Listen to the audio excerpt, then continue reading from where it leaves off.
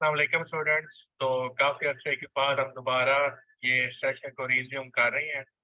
तो अब मेरी यही कोशिश थी कि काफ़ी अर्से बाद जब सेशन को हम रिज्यूम कर रहे हैं तो इसमें कुछ नया हम आप लेकर आएँ और ज़्यादा ये सेशन पहले से ज़्यादा बेहतर हो। पहले भी हमने अपनी तरफ से पूरी कोशिश की कि आप सबसे यूनिक वे में आपको तैयारी करवाई जाए और होप सो आपने जो पहले सेशन क्लासेस ली हैं और जिन्होंने फॉलो किया उनका फ़ायदा हुआ है। तो अब हमने थोड़ा-सा डिफरेंट वे में हम लेके चलना है। तो ये सेशन अब हमारा पीएचडी और एजुकेटर दोनों को साथ लेके चलेगा, ठीक है? तो आप अपने स्टूडेंट्स, अपने फेलोज़ को भी बता सकते हैं कि पीएचडी और जो एजुकेटर्स की अगर किसी ने प्रिपरेशन करनी है तो वो ये जॉइन कर सकते हैं। देखिए इसमें जो हम आज मैथ के बारे में पढ़ेंगे, तो ये जो मैथ के अगर आपने जो मैंने पीडीएफ फाइल ग्रुप में भेजी है, जो पेड ग्रुप है, तो अगर आप ये सारे क्वेश्चंस जो कांसेप्ट इसमें यूज़ हुए हैं, जैसे आप यहाँ पे देख लें, अलजेब्रा है, परसेंटेज है, अरिथमेटिक मीन है, प्रॉफिट एंड परसेंटेज है, ratio, proportion, unit method, clock angle problem, work sharing problem, age problem, series, यही जो कंसेप्ट हैं आप जो भी पेपर में टेस्ट उठा के देख लेना, चाहे वो वन पेपर एमसीक्यू हो, चाहे वो पीएसटी वाला हो, चाहे वो एजुकेटर्स हो या एनटीएस हो या लेक्चरार का कोई भी पेपर उठा लें। मैथ से रिलेटेड जो पोर्शन आएगा ना जिसको हम बोलते हैं basic math, basic arithmetics and general math, तो यही पोर्शन जो है ना यही कंसेप्ट है, ये इनसे रिलेटेड ही क्वेश्चंस आते हैं। तो अगर आप ये सारे क्वेश्चंस कर लेते हैं, ये कांसेप्ट को आप अच्छी तरह से यूज़ कर लेते हैं, तो फिर इंशाल्लाह ताला इनसे रिलेटेड जो भी क्वेश्चंस आएँगे, वो आपका वहाँ से आपके जो नंबर है वो ज़ाया नहीं होंगे। तो ये बहुत ही इम्पोर्टेंट ये सीरीज़ है और आप देख सकते हैं कि काफ़ी इस पर मेहनत की हुई है। तो सबसे पहले हम स्टार्ट करते हैं अलजेब्रा के बारे में। तो ये डेफिनेशन लिखी हुई है, an expression consisting of numbers, constant, variables and operation symbols, उसको हम क्या कहते हैं? उसको हम कहते हैं अलजेब्रा। तो यहाँ पे हम देख सकते हैं कि नंबर्स क्या होते हैं। ज़ाहिर नंबर का तो आपको पता है कि जो 1 2 3 होते हैं वो हमारे नंबर हो गए।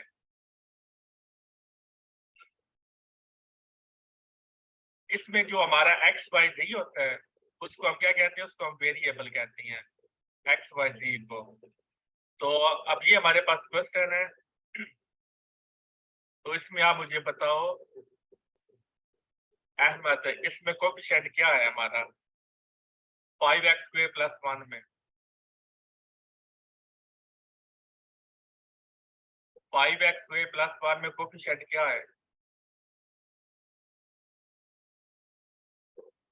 तो है मैंने बोला 5, ठीक है। जवेरी आप बताओ इसमें कांस्टेंट क्या है?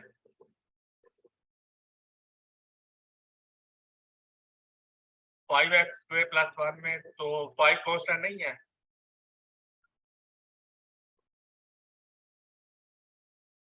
मिसबा बताओ क्या 5 कांस्टेंट है? ज़ारा ने बताया कि अच्छा, ज़ारा कह रही सिर्फ 1 कांस्टेंट है। तो मिसबा बताओ क्या 5 कांस्टेंट है?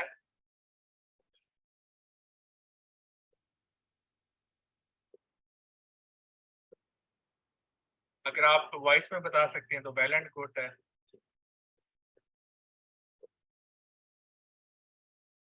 आई थिंक मिसबा क्लास में नहीं है।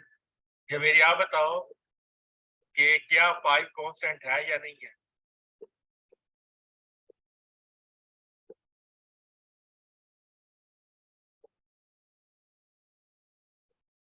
मैया आप बताओ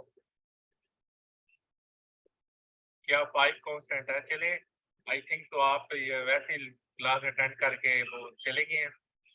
देखिए इसमें जो 5 हमारा ये कांस्टेंट नहीं होता।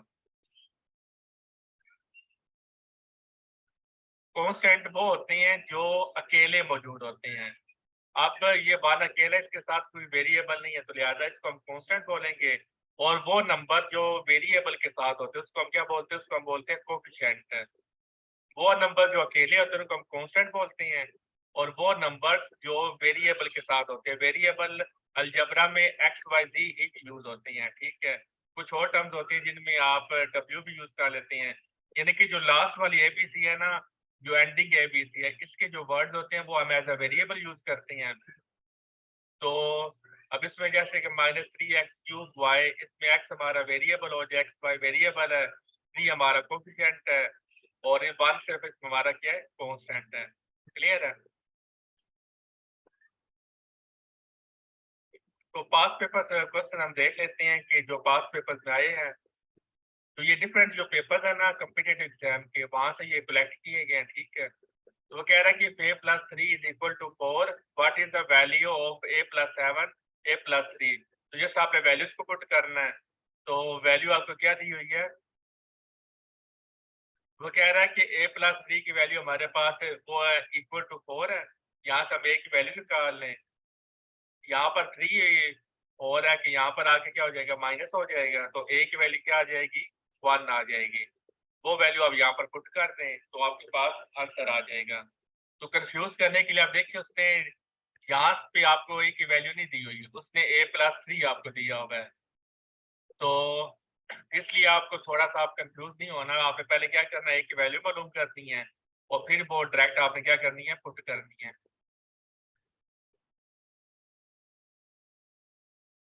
क्वेश्चन नंबर 2 है, मीटिंग हमारी स्टार्ट है कि नहीं है, मतलब रिकॉर्ड हो रही है? सही है। If 2x plus 4 is equal to b, then 6x plus 12 will be।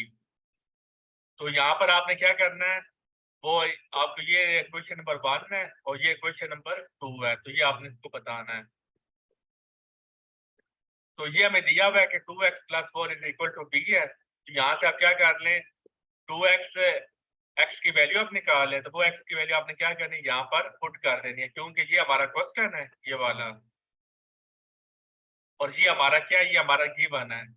तो गिवन को आपने यूज करना है और क्वेश्चन में जाकर आपने क्या करना है, पुट करना है। अब क्वेश्चन की वैल्यू आप तभी निकाल सकते हैं जब हमारे पास x की वैल्यू होगी। तो वो आपने x की वैल्यू कहाँ से निकालनी है, यहाँ से निकालनी है। तो जब आपने x की वैल्यू निकाली तो वो आती है b-4 डिवाइडेड बाय 2। तो वो आप पुट करते हैं। हमारे पास क्वेश्चन क्या है, 6x plus 12। यहाँ पे आप पुट करते हैं तो आ जाएगा।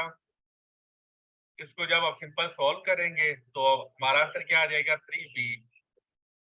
ये थोड़े से उसने ना ट्रिकी करके क्वेश्चन दिए हुए हैं, तो आप इसको मतलब इसको प्रैक्टिस करिए, फिर आप इंशाल्लाह सही हो जाएंगे। तो वो कह रहा है कि a इज इक्वल टू 3 और वो मल्टीप्लाई और इस फैक्टर के साथ, then what is the value of a when c is equal to -1। तो यहाँ पर a की वैल्यू हमें गिवन दी है sir, power index exponent same है कहाँ पर तो ये कहाँ पे पूछ रही है आप,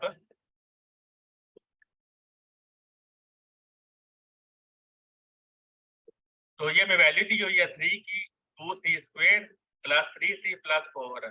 तो c की वैल्यू आप हमें क्या यूज करनी है, -1। -1 यूज करेंगे तब हमारे पास किसकी वैल्यू आ जाएगी, a की वैल्यू आ जाएगी। तो c की वैल्यू पुट करते हैं, c की वैल्यू क्या, -1। तो यहाँ पर -1 का स्क्वायर हो जाएगा, और आप जानते हैं कि जब माइनस का स्क्वायर लेते हैं वो क्या हो जाता है, प्लस हो जाता है। तो -1 का स्क्वायर क्या आ गया, +1। फिर आगे इसको सॉल्व किया तो हमारे पास आंसर क्या आ गया, 9। सर मतलब सेम थिंग ये है, सारे इंडेक्स पावर है।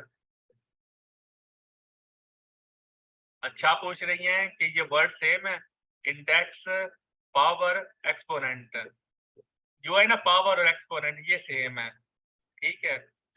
और जो इंडेक्स है ना वो ये ऐसे कहती हैं, अगर यहाँ पर हो ना 2 या 3 लिखा हो तो आप बोलेंगे 3 इंडेक्स 3, या अगर यहाँ पर 4 हो तो आप बोलेंगे 3 इंडेक्स 4। तो स्क्वायर रूट के साथ यहाँ पर कोई भी अगर लिखा हो तो उसका हम इंडेक्स बोलते हैं, जो बाकी पावर होती है और जो एक्सपोनेंट होते हैं ये सेम वर्ड है। क्लियर है?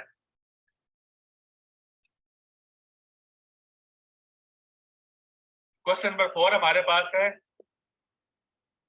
2/5x is equal to 3, then x, तो आप इनको क्रॉस मल्टीप्लाई कर दें। तो क्रॉस मल्टीप्लाई करने से आपको x की वैल्यू आ जाएगी। तो आपने करना क्या है कि ग्रुप में मैंने फाइल शेयर कर दी है सारी। तो आपने क्या करना है, सबसे पहले ये जो क्वेश्चन है ना ये आपने बस लिखना है अपने पेज पे या नोटबुक पे। सोल्यूशन जो है ना वो आपने नहीं देखना, ठीक है। पहले आपने क्या करना है, क्वेश्चन आपने वो लिखना है और उसको सॉल्व करना है। और आप ये बात याद रखिए कि आपने क्योंकि बोर्ड का पेपर नहीं देना, ना आपने स्कूल का पेपर देना है, आपने देना है पेपर कॉम्पिटिटिव एग्जाम का। तो ज़ाहिर है कि वहाँ पर आपको शॉर्टकट मेथड आपने क्या करनी है, यूज़ करनी है। डायरेक्ट आपने ये जो बाकी यहाँ पर तो चूँकि समझाने के लिए यहाँ पर डिटेल से बताया गया है, तो आपने क्या करना है, शॉर्ट से शॉर्ट उनको सॉल्व करना है और ताकि कम से कम टाइम में आपका क्या निकल आए, आपका आंसर निकल आए। तो वो जब आपका आंसर निकल आए, टाइमर लगा लें कि आपने कितनी देर में कितने क्वेश्चन सॉल्व किए हैं।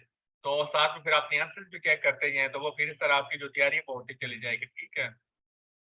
क्योंकि मैथ है तो आपको प्रैक्टिस करनी पड़ेगी और आपने ये बिल्कुल नहीं समझना कि ये बच्चों वाले सवाल हैं।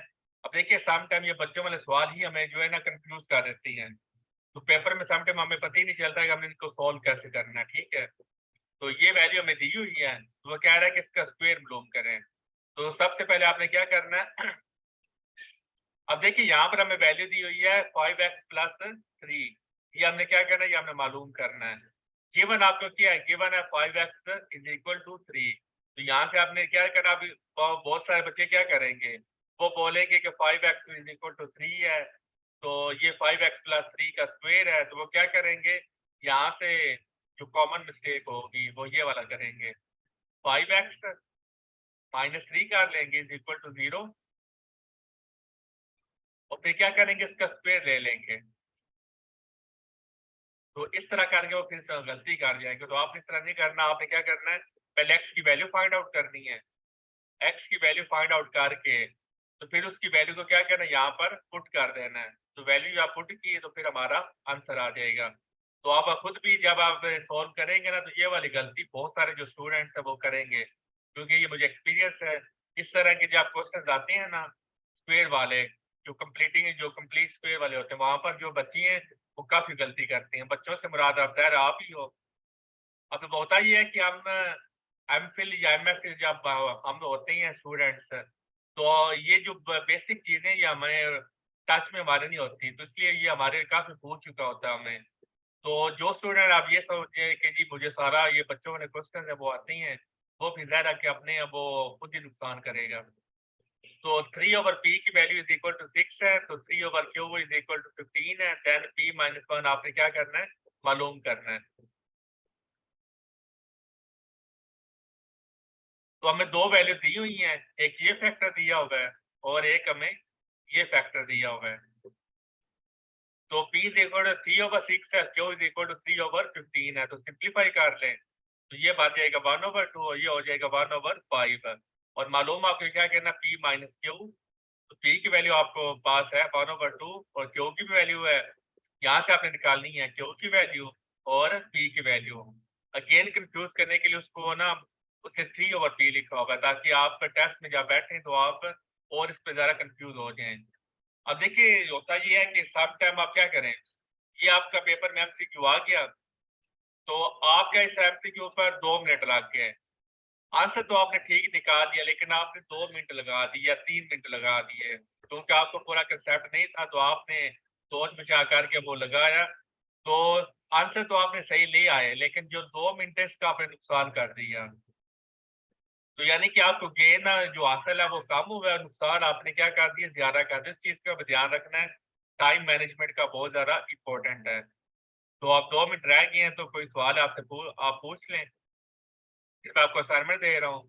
क्वेश्चन नंबर 7 से लेकर, और ये आपने क्या करनी है, मुझे आपने सबमिट करवानी है। जो पेड ग्रुप में शामिल है ना, उन सब ने मुझे क्या करना है, ये क्वेश्चन की विद डिटेल आपने क्या करनी है, वो मुझे ऐसे वो सबमिट करवाने हैं, तो इससे मुझे ये भी वो मैं देख लूँगा कि जो आपने डिटेल मेथड किया है या शॉर्टकट मेथड किया है, ठीक है? यानी कि कितना आपने इसका आंसर निकालने के लिए आपने क्या किया, कितने उसको छोटे से छोटे क्वेश्चन में वो आपने उसका आंसर लेकर आए हैं। तो इससे आपकी भी प्रैक्टिस हो जाएगी और मुझे भी आइडिया हो जाएगा कि आपने वाक़ई सीरियस होके इन क्वेश्चंस को अटेम्प्ट किया है। तो अब देखें, मैंने आपको तरीका बताया कि पहले आपने सॉल्यूशन नहीं देखना, पहले आपने खुद अटेम्प्ट करना है और शॉर्ट और छोटे से छोटे मेथड से आपने इसको सॉल्व करना है और वो सॉल्व करके आपने असाइनमेंट मुझे क्या करनी है, सबमिट करवानी है। क्वेश्चन नंबर 7, 8, 9 हो गया, यानी कि क्वेश्चन नंबर 7 से लेकर 10 क्वेश्चन ठीक है। चलिए ये परसेंटेज से पहले पहले कर देना। यानी कि 7 से लेकर आपके फिर कितने बनती हैं 12, 5 क्वेश्चन बनती हैं या 6 बनती हैं। तो परसेंटेज से पहले पहले आपने क्या करना है, इनको सोल्व करना है, ठीक है। तो कल फिर इंशाल्लाह ताला हम क्या करेंगे, हम परसेंटेज को निकालेंगे। बहुत ही ये इंपॉर्टेंट कंसेप्ट है परसेंटेज वाला। ये पेपर में बहुत ज़्यादा पूछा गया है और ये थोड़ा होता भी मुश्किल है। अलजेब्रा फिर भी रिलेटिवली आसान होता है क्योंकि प्लस माइनस मल्टीप्लिकेशन होती है, डिवीजन आ जाती है, लेकिन ये थोड़ा-सा ना ट्रिकी होता है। तो कल इंशाल्लाह हम परसेंटेज करेंगे और क्लास का टाइमिंग आपके 4 बजे ही होगा, ठीक है? कोई सवाल तो पूछ लें और लास्ट मिनट चल रहा है मीटिंग का। इंशाअल्लाह ताला अब इससे ये जो न्यू सेशन हमने स्टार्ट किया है, तो ये पहले से बहुत ज़्यादा बेहतरीन होगा और आपके जो है ना आपको हेल्पफुल करेगा।